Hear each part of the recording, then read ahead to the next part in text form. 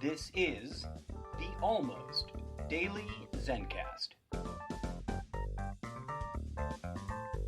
Hello and namaste. Thank you for tuning in to today's episode. I am your humble host, the incorrigible Mr. Zeppo. Let's get started. Good afternoon, good evening, good morning, and good night to you, dear friends. And, of course, happy Halloween, or All Hallows Eve, as it used to be called. And welcome to today's episode of the Almost Daily Zencast. Halloween, it's here, it's upon us, marking the official beginning of the end of the year, and kicking off the relentless holiday season, which will, of course, be riddled with all kinds of celebrations and overeating and the consuming of adult beverages, etc., etc., etc. While it is a holiday that I generally sort of abstain from commemorating most years, mostly because I sort of, I don't feel comfortable handing out toxic, sugary junk food to little kids. Although I also get it. Like, I remember being a little kid and loving Halloween. It is a season that I sort of enjoy. Like, I like the weirdness of it. It's a weird holiday, right? Am I right? Like, when we were kids growing up, we didn't really, I think generally speaking, except for those of us who were really into nerding out about stuff and finding out everything we can find out, we just sort of accept it. It's a fun day. You get to wear a costume at school, or you get the day off from school, or or it lands on a weekend, and you get to run around dressed up as your favorite cartoon character, your favorite superhero, your favorite monster from horror movies, or whatever it is. And you get lots of sugary junk food. And let's be really honest. It's the junk food that, like, the idea of giving a bunch of kids mountains of sugary sweets is simultaneously hilarious and just sort of like, I don't know, it makes me stop and go, wait, what are we doing? As an adult, it kind of horrifies me, pardon the pun, that we've normalized a day to just encourage diabetes and an addiction to, mass-produced, sweet-flavored garbage.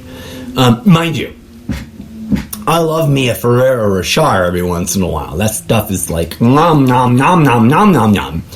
And it comes to the more generic, more common general candies, I'll enjoy a Kit Kat every once in a while. But I'm a moderation guy, generally speaking. There are a few things that I think you can bend that rule for. But for most things, especially things that are obviously not particularly healthy for you, I tend to want to believe that moderation in consuming those things is best. And Halloween, when it comes to candy, is a day that we just throw moderation out the window. If we're being really honest with ourselves, there's consequences to that. But I'm not here to just bag on the holiday, because I also totally love, the idea of dressing up and going out and partying and merry-making with others. As a young person, I loved Halloween because I was super into special effects, right? Like, as a kid, my favorite thing about movies, I wasn't super into horror movies, but I loved me some special effects for any kind of movie. I think one of my favoriteest years of Halloween was the year that I dressed up as Terminator. And I'd gotten myself one of those fancy schmancy, do your own special effects makeup kits from home, and it was just awesome. I sort of got to pretend to be a special effects makeup artist, and and make myself look like I was, falling apart and, revealing my inner robotic self, which is, of course, hilarious given that I am an artificial, cybernetic, sentient being from another dimension trapped here on this flesh pod planet.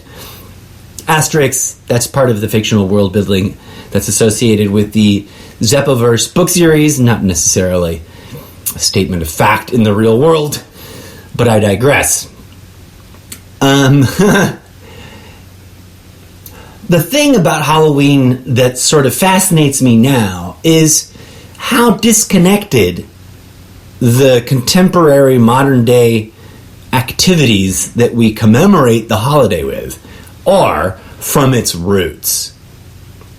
In fact, it's really kind of intriguing and bizarre to me that Halloween is now sort of, coming full circle and being villainized by America, especially here in America. I don't know what the conversation might be like in other nations or in other countries in different contexts, but in the United States of America, or here in Trumptopia, the nation formerly known as the United States of America, depending on who you ask, or from what perspective you're looking at it from, Halloween has been so far detached from its roots that it's like come full circle in the minds of many people in a way, and is now, there's American non-denominational or generic off-brand Christians that are convinced it's a satanic ritual.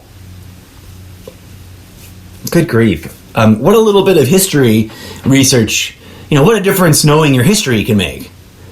And the history, it's fun. Go do your own research, but the factual history of Halloween or All Hallows Eve is, an interesting one.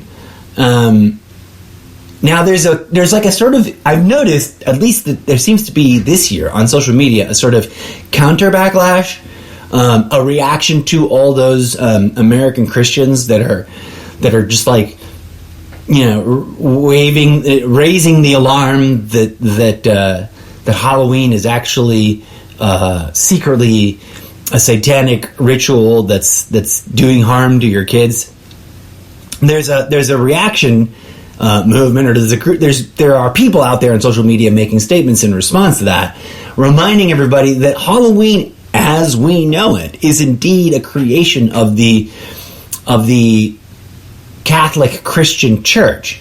Now, the disassociation between non-denominational or denominational Christians that are not Catholic and the fact that Catholicism is the original brand of Christianity that created the mythos and the structures and the fundamental baseline belief structures of Christianity at large it's its own issue, right? We can do a whole nother episode, a lengthy one, about this disassociation going on in American Christians' minds. There's, if you were to take a survey, there's plenty of American Christians out there that are convinced that Catholics are not Christians, and never were, which is ironic because the Catholic Church was formed in order to define Christianity, right? The believing in and worshiping of Jesus.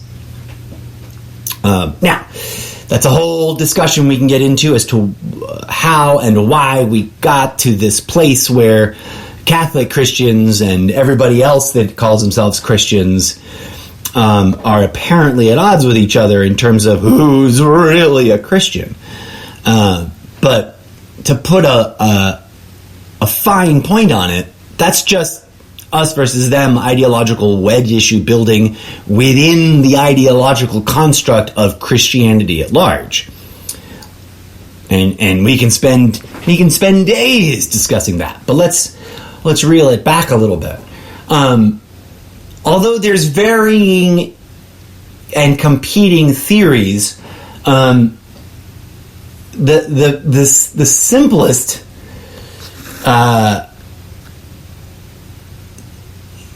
the simplest through line is that the the Catholic Church had a habit in its heyday, during its expansionist era, when it was, reaching out and trying to convert people from all kinds of different places and who came from all kinds of different traditions and belief systems. They would often incorporate local non-Catholic, non-Christian traditions or the ingredients thereof into Christian dogma, and or they would incorporate them into the festivities of particular holidays as a way to build a bridge, right? As a way to be like, hey, join us. Look, you'll love this holiday and that holiday. I mean, obviously not as it's not like they were marketing that way, but it's you can see it, right? The way in which the traditions that are upheld or cherished in, say, for example, Latin American Christian countries, will vary wildly from the traditions that are involved in the same holidays in, say, Northern European Christian traditions. And that's because when the Catholic Church expanded to a region, it would, to a certain extent, borrow or co-opt or culturally appropriate ingredients of festivities and or the dates of certain holidays, etc. Now, speaking strictly within the tradition of Christianity, Halloween is the eve of the beginning of a season of celebration called All Hallowtide. Take a survey how many Christians know that. I'm sure you'll get really hilarious results. But in terms of traditional liturgical calendar scheduling, it is the period dedicated to remembering the dead, specifically, of course, the saints appointed into canon by the Catholic Church, and those who are celebrated as martyrs. And this is actually the result of the fact that the Catholic Church would create feast days for individual saints or martyrs, etc. And there came a time when it was like there are more saints and more martyrs and more feast days than there are days in the year. So somebody in the power structures of the Catholic Church cleverly came up with an All Saints Day. And All Hallows Eve, Halloween, is the eve, just like Christmas Eve, is the evening before that holiday. And All Hallows Day, or All Saints Day, celebrated on November 1st. All Souls Day on November 2nd. And there's another holiday.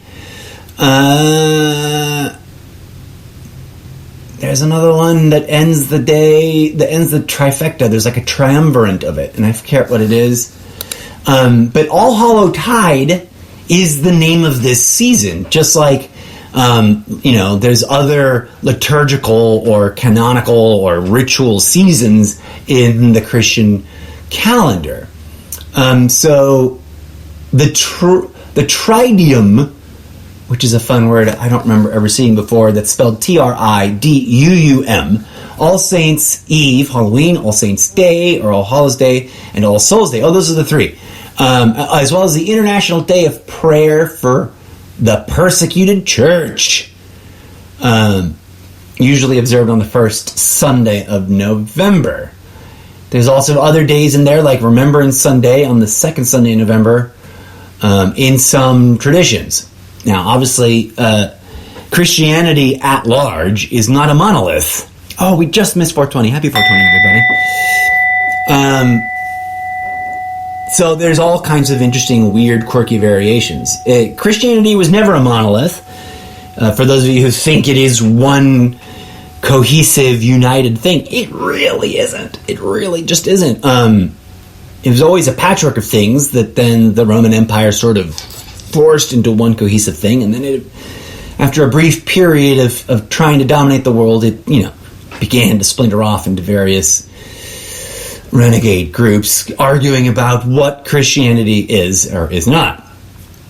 But coming back to some of my opening observations, I was always fascinated, even as a very young person, sort of participating in Halloween and getting dressed up. I was always fascinated by the spectacle of gore that is in post-contemporary, postmodern American traditions of celebrating Halloween, sort of just baked into the cake, and by association, there's this, kind of ever-growing fixation of like horror fangoria. It's always been there, at least in our lifetime, but it seems to be getting bigger and bigger and bigger.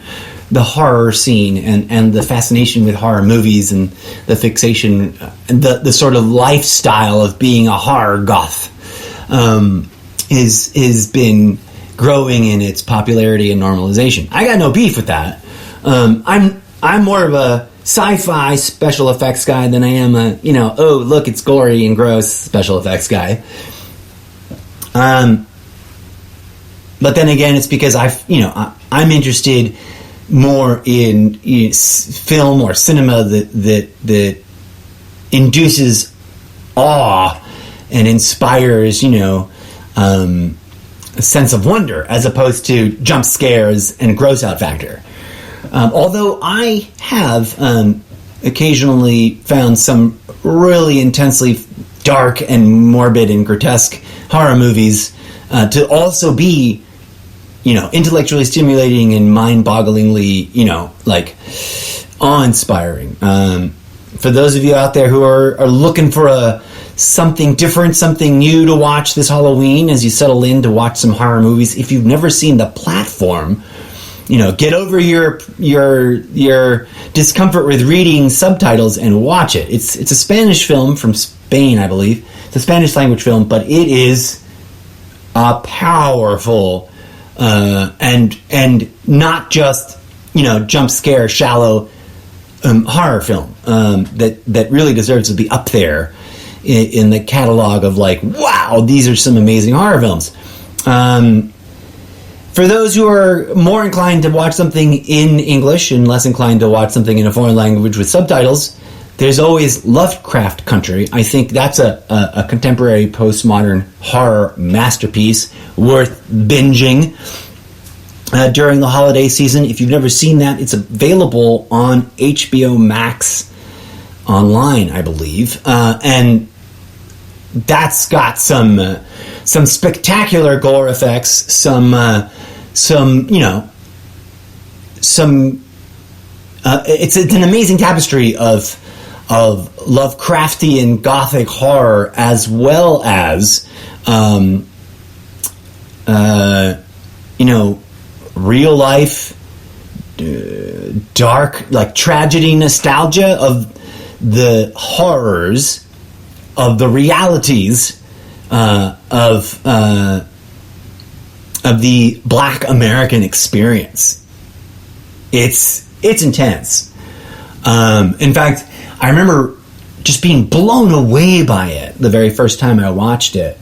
And specifically, spoiler alert, there's a sequence as you sort of make your way through the middle of the season. It's only one season long, and that's, of all the shows that have, that in recent memory have been unfairly canceled, that's on the top of my list of come on, get this show going up again. I'm sure there's a second and third season worth exploring there. I mean, I don't know. I never read the book it was based on. And I cannot for the life of me remember the author right now. But yeah, wow. There's a sequence that happens. There's several really intense, grotesqueries in the show, but there's one sequence that happens, and I'll counter my own spoiler alert. I won't even describe it. I won't even tell you in the vaguest notions what happens. But one of the main characters does a thing that is just, I was like, wow. It was just, my jaw hit the floor. It wasn't just epic like horror and gore effects. It was a monumental. It was just a mind-boggling thing to put on film. That is not just horrific and horrifying, but also, and when you really start to analyze the scene and start to wonder, like, what motivated this character to do such a thing. And I'm not talking about the very end. I'm talking about something sort of like at 3/4 of the way through, before you start getting into the home stretch of the last few episodes.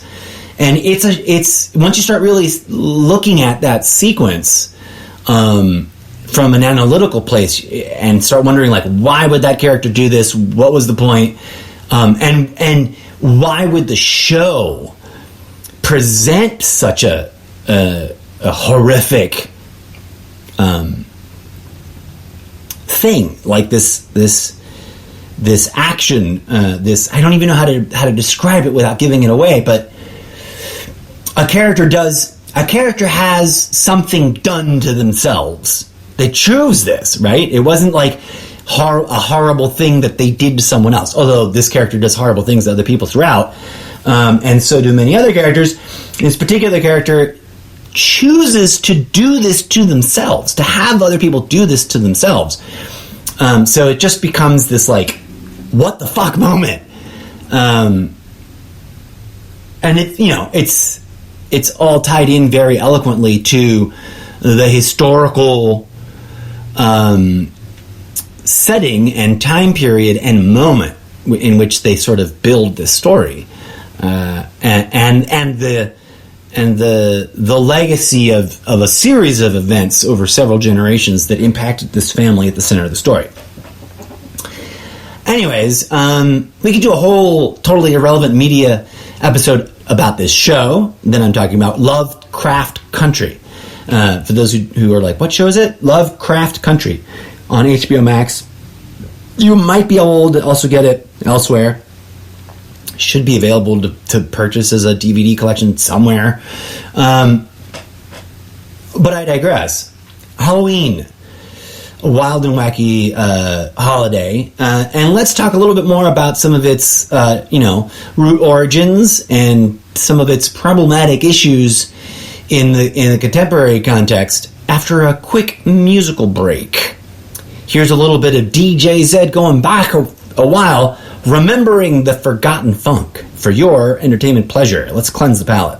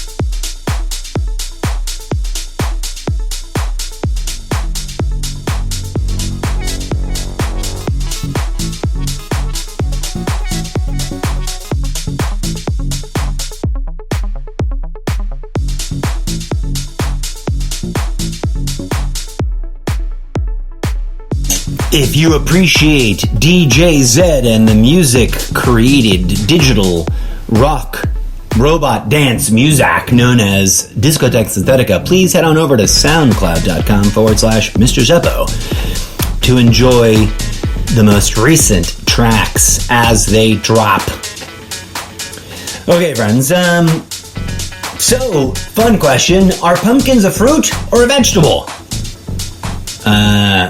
It's one of those things that, you know, they kind of defy the boundaries of both. And it's something I always sort of, you know, I figured I knew the answer to, but was never absolutely 100% sure. Before I looked it up, I was inclined to believe that pumpkins are a fruit because they're fleshy and they got seeds inside.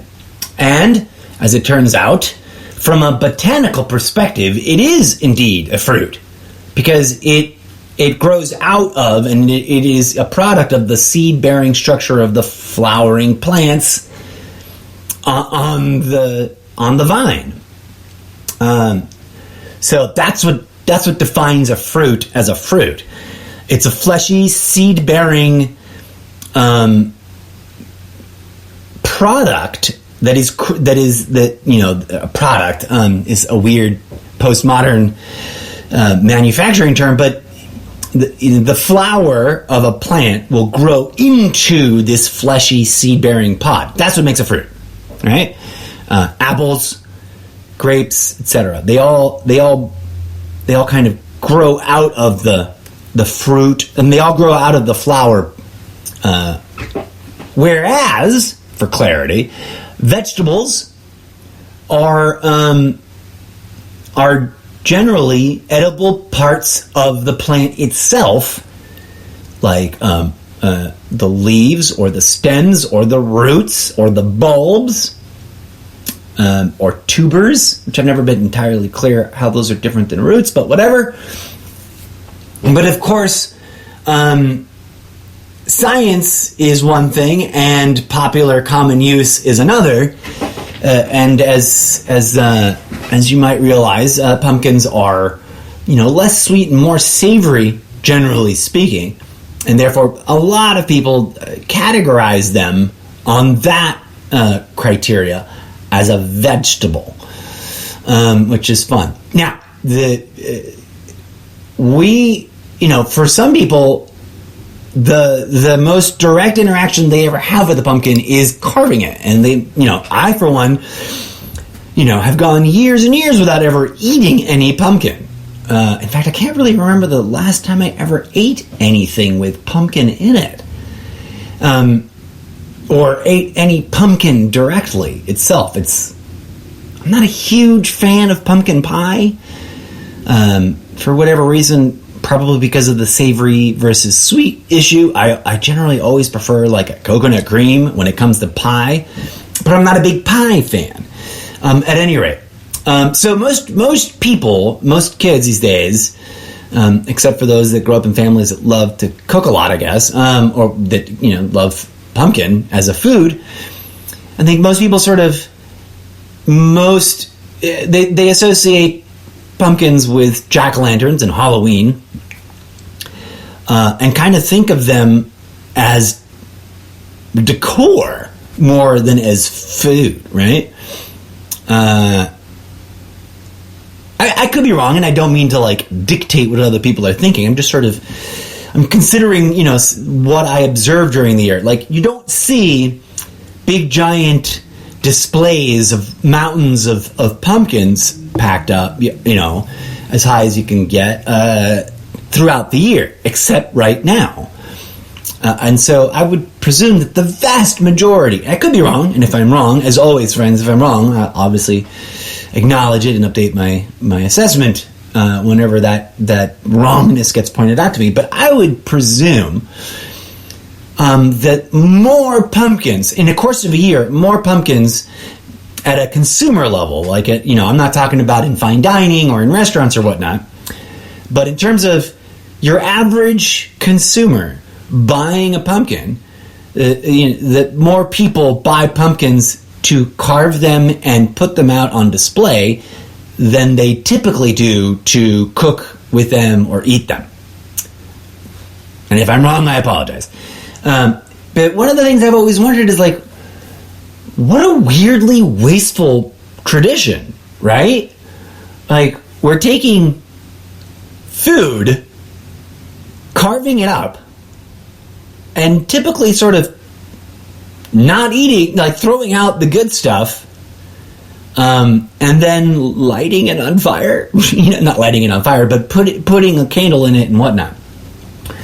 And it's a fun, fascinating thing where that comes from. There are, of course, competing attributions as to where it comes from, but the one that makes the most sense to me is now I'm blanking if it's Irish or Scottish. Hang on a second, let me... I'm looking at Wikipedia. Irish. Forgive me. I just couldn't remember if it was one or the other, not to imply that they are easily confused, because that would be rude. But there's an Irish legend of a character by the name of Stringy Jack, who was a wiry, bone-thin drunk, apparently. And the legend goes that he and this might be also the source of, or one of the sources to the American, tradition of what's his name, the Legend of Sleepy Hollow, which is I guess originated in Washington Irving's short story of the Headless Horseman, right?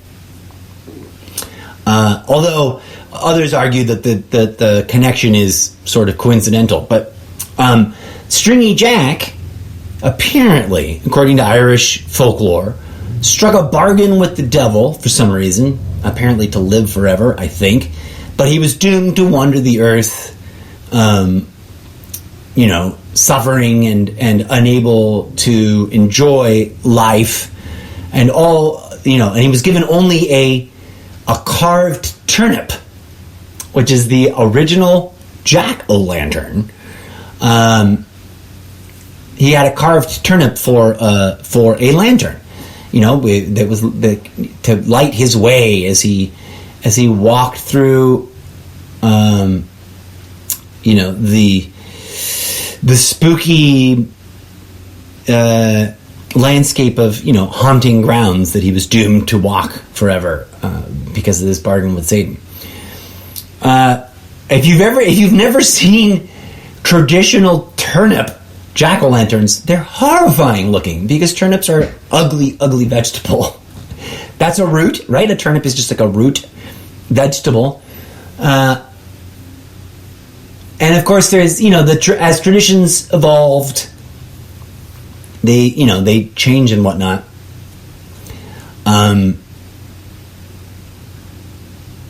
Apparently, in Ireland, the practice of making jack-o'-lanterns evolved into this, sort of like way to, as a tool to scare off evil demons and supernatural beings and whatnot. And then there's a long, complicated. If you go and look things up, like an article on Wikipedia or whatever, there's lots of different twists and turns having to do with the development of Christian and Catholic dogma over the centuries. But long story short, from my assessment, it's fascinating to me that whatever its potential pagan origins may or may not have been, as defined by the Christian Catholic Church, it's a holiday to honor and remember the dead. Now, as celebrated in contemporary times, it's a mostly secular feeling holiday, owing to the fact that it's sort of nationally popularized and people of all religions or no religion at all partake in celebrating it. And our contemporary image of it is kids trick-or-treating and adults partying in either really grotesque or particularly saucy, potentially really sexy costumes. And I guess as a person who's concerned with our spiritual relationship to things, it saddens me a little bit that we, generally speaking, only sort of pay lip service to the honoring the dead part. But then again, I get it, right? Like, death, the human species has an issue with death, with accepting it, with integrating it into their life and into their comfort zone. And we can do a whole special series of episodes about our relationship with death, our fear of it, our vilification of it, our horrifying of it. But we really push through to this other place where now, like, we really sort of celebrate the gortastic mutilation of others in fictional contexts as entertainment, which is, to me, a little counterintuitive. I find it weird, although, like I said, I love me the occasional horror film. There's some horror out there that I've enjoyed and appreciated. But also, I find it a little alarming, right? That we lean in so hard into entertainment that's essentially brutal, vicious, butchering, murder, and mutilation with impunity, right? Like if you look at some of the most popular traditional horror Halloween iconic characters, right? Characters that even if you've never seen the movie, you know who they are because they're part of the tapestry of the culture of Halloween. I could drop names and you'd instantly recognize them. And I haven't seen half of these movies, but Freddy Krueger, Michael, Jason, right? Like, Freddy, Michael, and Jason are pretty generic names, but you see them during the holiday season, and bango, boom, you know exactly who someone's talking about, right? And it's like these monsters are psychopathic, serial-killing mass murderers that somehow are, iconic idols in pop culture. And honestly, Americans didn't invent this. Like, the French had the theater of Madame Guignon forever, long time ago. If you don't know what that is, go look that up. And there's, contemporary re-investigations of Guignon theater. But Madame Guignon's theater was theater of the grotesque, theater of impossible special effects and grotesquerie, and we probably from before then. I'm sure that whoever Madame Guignon was, and whatever reason the theater company was fixated on recreating and displaying like impossible acts of human butchery, that they must have been drawing on their own contemporary traditions and fascinations with horror and the Gothic. And I'm not here to like poo-poo or rain on any horror fans' parade. I'm not saying it's bad. I'm just like, sometimes when I sit back and think about it, I'm like, what the hell is that? Like, why do we find it so fascinating, so entertaining? Where is the catharsis in being entertained by mass murderer? A mass murderer getting away with the act of mass murder. I'm not sure. At the same time, it's always sort of just the squeamish fascination of seeing something that you know is not real, but that mind-bogglingly looks grotesquely real. And I went through my phase. I was, as some of you may remember, I was a student of theater and a theater entertainment professional for many years, and amateur practitioner in the storefront theater community. And there was one particular theater company from a few years back that I was involved in that did a yearly Halloween Madame Guignol, gore spectacular. And they really tried to create some visually grotesque and stunning effects. And it's nothing new. It's been going around forever and will continue to do so, especially as the horror film genre continues to just grow in its popular pop culture mainstreamification.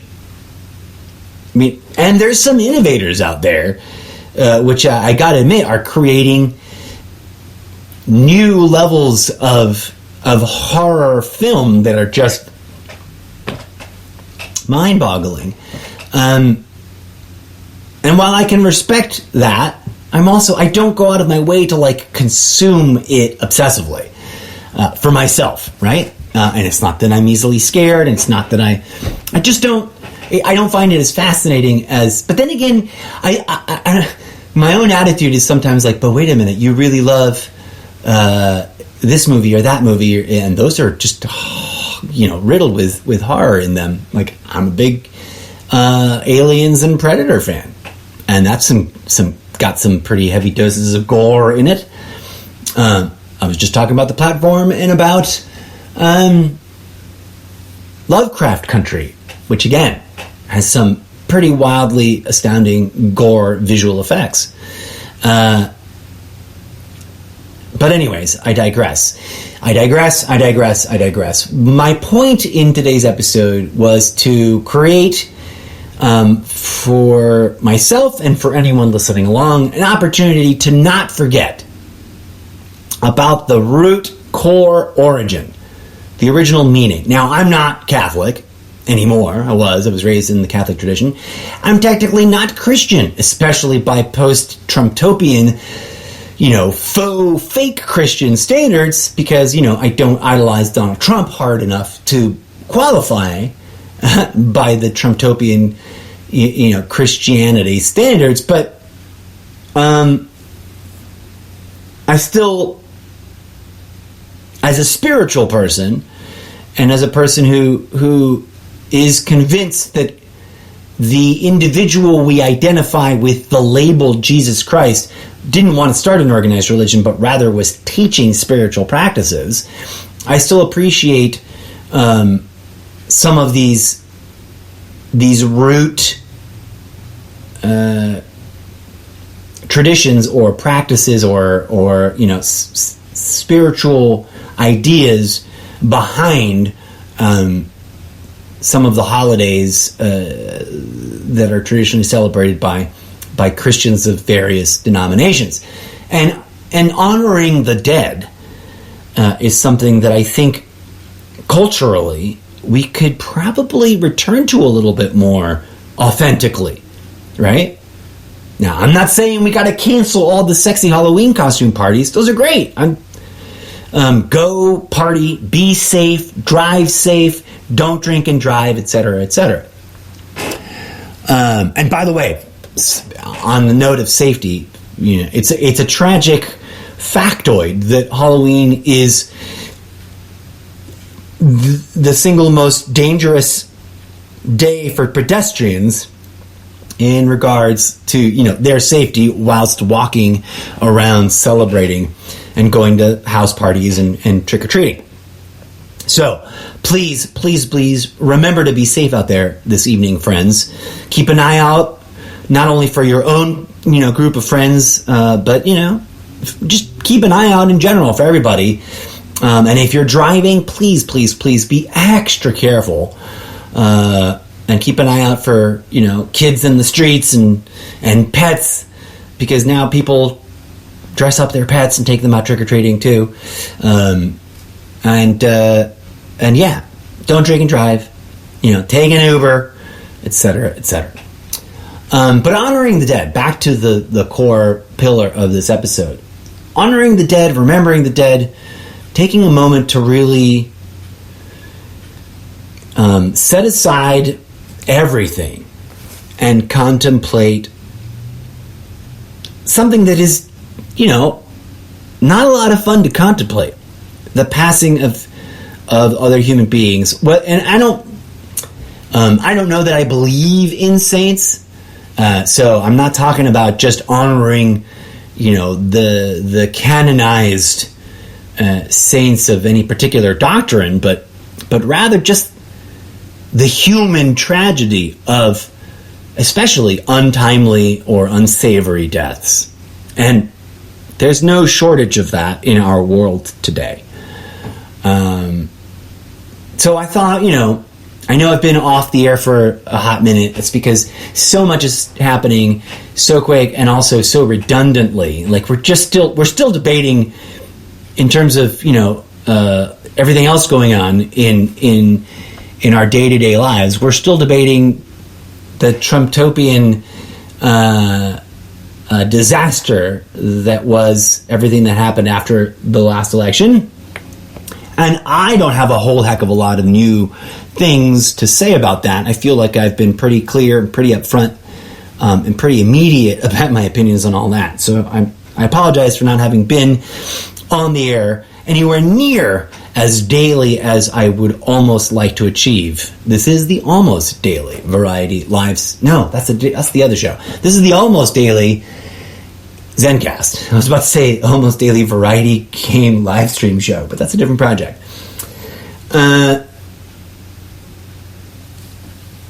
Honoring the dead. Let's set everything else aside, right? The world is full of tragedy, and lots of people have died, historically, and also quite recently.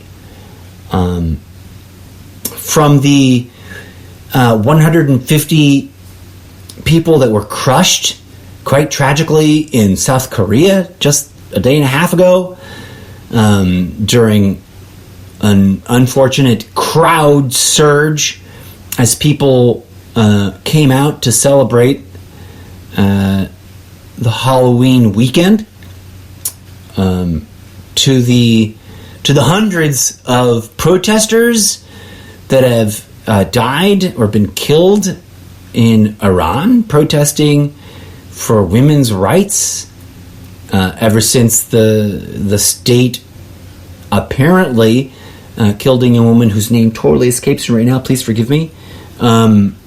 For not appropriately wearing her hijab or hijab or however it's pronounced. I apologize. I also don't say that word very often, so I'm not sure it's pronounced, but I mean no disrespect. And that's an awe-inspiring protest movement, right? Like, if you don't know what's going on in Iran right now, tune in. Women are rising up in profound solidarity with one another and pursuing their liberty and their freedom to just live without being, subjugated to such oppressive and manipulative tactics by their own government, under the guise of religious traditionalism. And it's a sight to behold, friends. So that's a whole thing. We could do a whole episode on that subject alone. But obviously, there's also personal loss. People die all the time, and we are still, making our way back to whatever normalcy, quote unquote, is supposed to be after the last couple of years worth of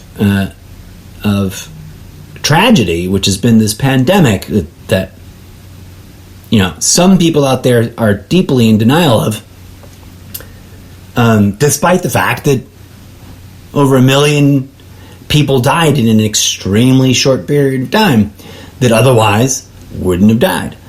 And of course, I don't even want to, I've already discussed in real time during the pandemic, and as conspiracy theory evolved about it, I've already addressed all of that stuff. This is not the episode that's not what I want to talk about this episode, but people are dying. People die all the time, right? And setting aside any and all debate about how they died, I just wanted to create a moment on this show for us to join together in honoring anyone and everyone that has passed away, that is no longer with us.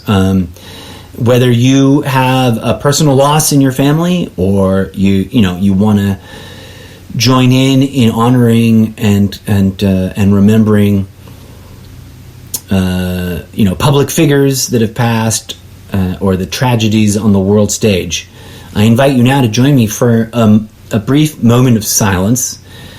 This time I will conduct this moment of silence with a bit of meditation music, and no rights infringement is intended.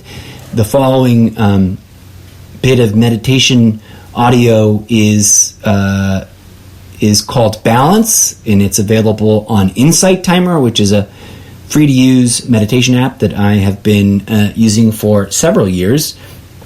And this is a short bit of audio posted by a meditation teacher by the name of Sarah Auster.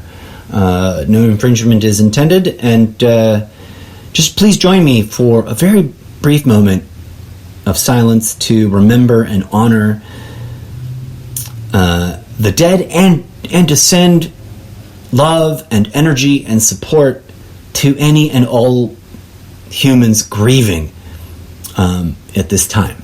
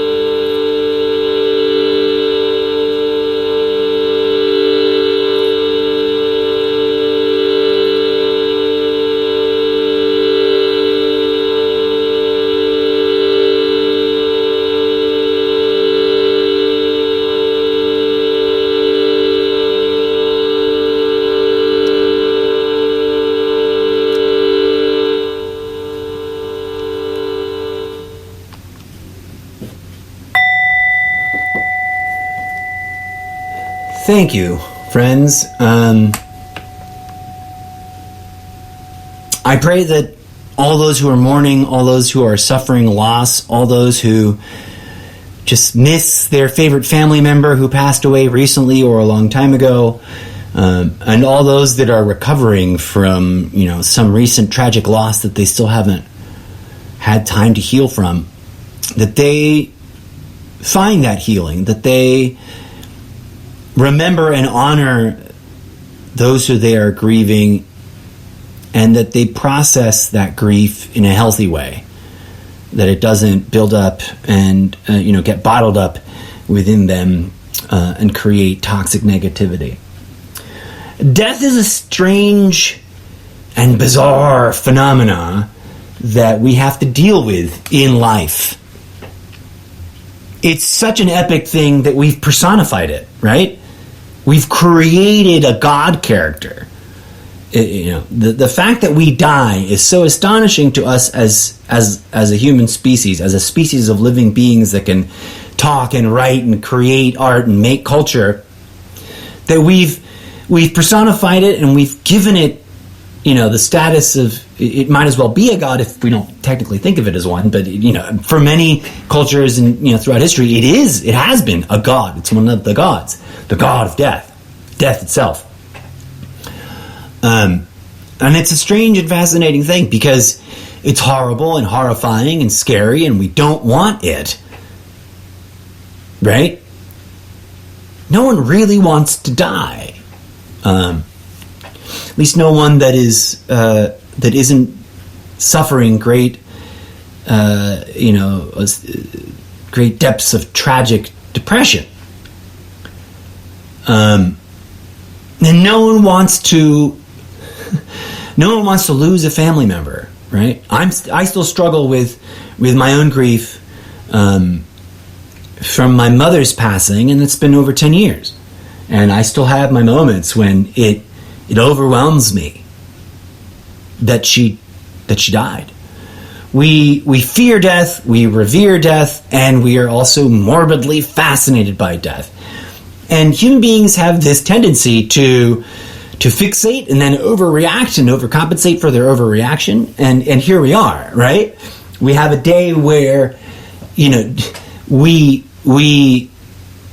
cartoonify, hyper-personify in a grotesque and yet comical way this thing that in our normal everyday lives is one of our greatest fears. And that's an interesting and fascinating thing. Is it a way, is that impulse some form of coping mechanism? I mean, have we Halloweenified death? If I can make up a term. Have we Halloweenified death so that we can sort of laugh it off? Maybe, right? I mean, I don't know. I don't pretend to know. I'm not an anthropologist. I'm not a sociologist. I'm not a psychologist. I'm just an observer of the human species stuck here on this, this delightful planet of yours. And, it's a fascinating thing to observe and to just sort of kick back and be like, why is this? Why does the human species have this habit? And of course, I can't even observe the entirety of the human species, just the sort of narrow sliver of it that I'm surrounded by. But I hope, the point of doing an episode today as opposed to just not doing it, because I don't really celebrate Halloween. I've had to go on a tangent away from the theme of death and honoring the dead. I have to admit that this whole week I've had this kind of back and forth, not anxiety, but sort of like, I don't know, just guilt. This feeling of like I should try and make an effort to get out there and get something to distribute. Although traditionally, in the years that I've lived here where I live, my house doesn't get visited. I'm sort of in an awkward corner and sort of in a weird part of the neighborhood. And since moving in where I live, I've never decorated, right? So,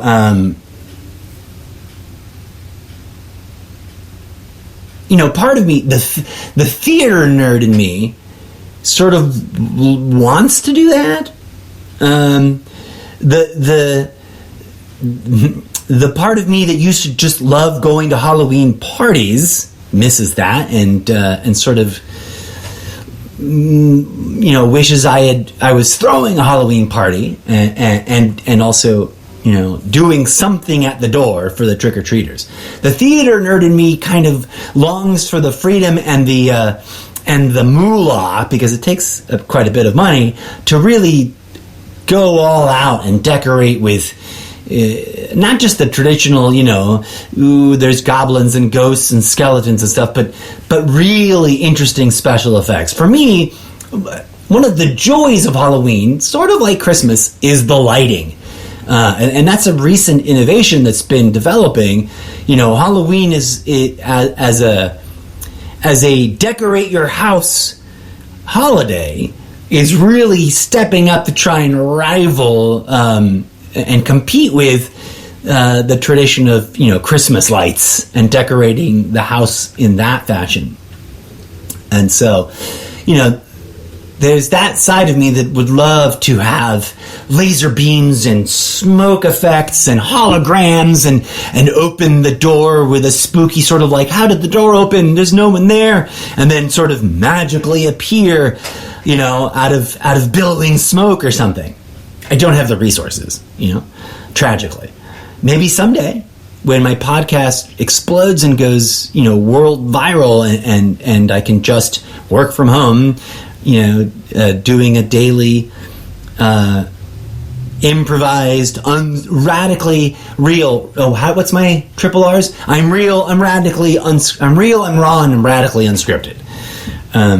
Perhaps someday I'll have the disposable income to go all out that way, and be able to put on a little itty bitty tiny mini Halloween spooktacular show. Because it is trick or treat. Plenty of people. It's not something that we think about very much because most people are, of course, all about the sugar high and it's either about candy or about booze, tragically.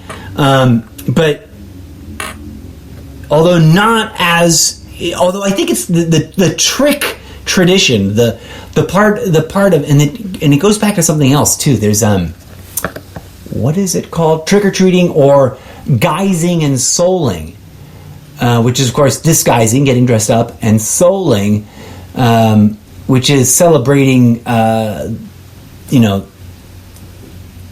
the souls of those departed by baking and sharing soul cakes, which is, less and less common. We've sublimated soul cakes into commercial candy to a certain degree because of safety, right? It's infinitely technically safer to hand out prepackaged, hermetically sealed candy than it is to trust that everyone's baked goods are going to be safe to eat for whatever reasons they may not be safe to eat. But I digress. There's a part of me that would love to be able to present a little theater trickery to the costumed, disguised youth and adults that come around for the trick or treating, and present them with something other than sugary candy. One day, perhaps. But I thank you, friends, for tuning into this episode, as random and bizarre as it is for me to be hopping on and rambling about Halloween and its origins and its, there are some problematic, issues around it. The less we honor the dead in a spiritually meaningful way, and the more we get caught up in the debauchery of partying as adults and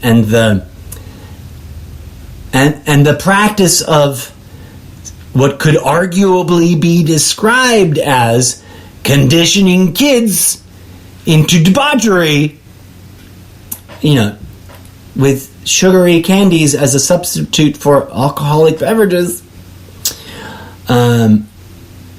The more we neglect the spiritual aspects of a holiday that was meant to originally be about mourning and grief and connecting to the spirits and the spiritual realm, the more potentially problematic our postmodern celebrations might become. And that in and of itself is a scary thought. All right, friends, I think I've run out of rambling, thinky thoughts to think about and pontificate. For those of you interested, the history of Halloween and its development is a fascinating one. Go check out a good book about it, or dig up the Wikipedia page. And no matter what you do, whether you celebrate or you don't, please do stay safe out there and do what you can, hopefully, to contribute to a safe community environment for those who do celebrate. And if you're out there, like I said, be safe, be smart, and get home in one piece, please. And please don't don't freak out on the sugar rush and hurt yourself. I will be back in the coming days and weeks, a little bit more daily, a little bit less almost. We've got a lot to talk about, friends, because if nothing else, it is now full swing deep into the midterm madness season, as we're just days away from the midterm election day, and there's a lot to discuss about that. But that's that for today's episodes. As always, namaste, thank you. Please go be good humans out there as you dress up as ghouls and goblins and phantasms and murderers and psychopaths and monsters from other dimensions. Underneath all of that fun and play acting, please remember to be good humans to each other out there in the streets. Thanks. Peace out.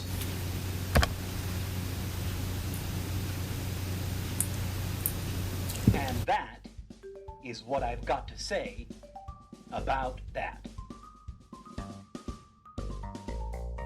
As always, thank you kindly for listening. This has been the Almost Daily Zencast with your humble host, the incorrigible Mr. Zappa. Until next time, may peace, love, and grooviness blossom in your heart.